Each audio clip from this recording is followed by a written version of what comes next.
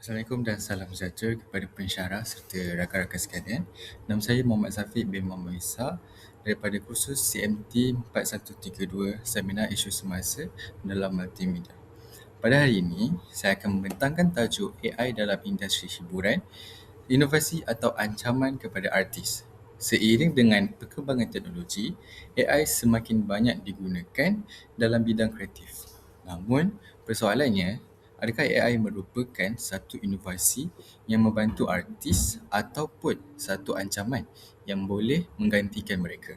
Sebelum kita pergi lebih jauh, kita perlu memahami terlebih dahulu apakah yang dimaksudkan dengan AI ataupun kecerdasan buatan. AI ialah teknologi yang membolehkan komputer meniru keupayaan manusia seperti belajar, menganalisis data, membuat keputusan dan juga menghasilkan kandungan kreatif. Dalam industri hiburan, AI semakin banyak digunakan dalam bidang muzik, filem, animasi serta seni visual. Perkembangan ini menimbulkan persoalan sama ada AI hanya berfungsi sebagai alat bantuan atau mampu menggantikan peranan artis manusia pada masa hadapan. Seterusnya, AI digunakan dalam pelbagai sektor industri hiburan. Pertama, dalam bidang muzik.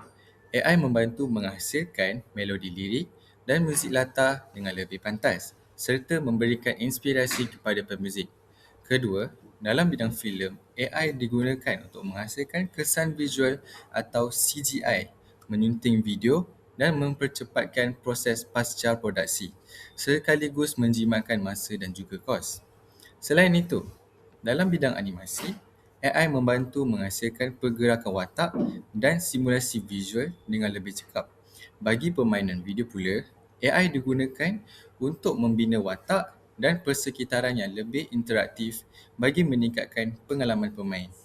Akhir sekali, dalam seni visual, AI mampu menghasilkan ilustrasi, poster dan karya digital hanya melalui arahan teks, sekaligus membantu artis meneroka idea baharu dengan lebih cepat.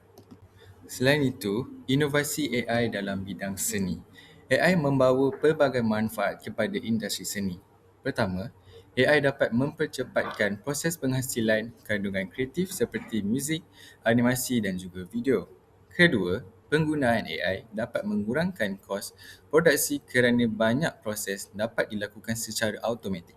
Ketiga, AI membantu menjana idea dan konsep baharu yang boleh dijadikan sebagai sumber inspirasi kepada artis.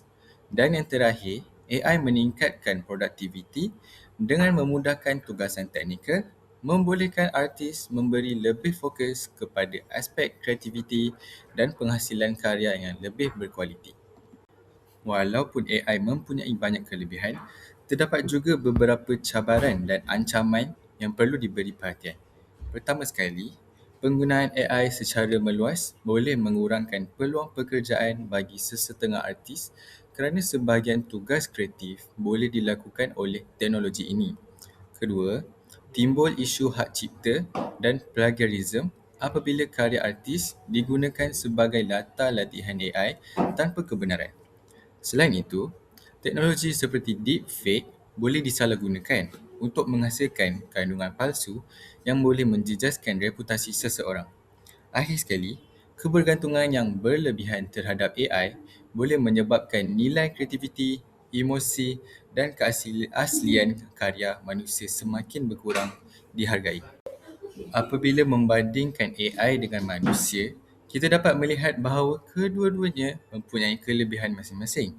AI mampu menghasilkan kandungan lebih cekap dan cepat, manakala manusia mempunyai kelebihan dari segi kreativiti, emosi dan juga pengalaman hidup.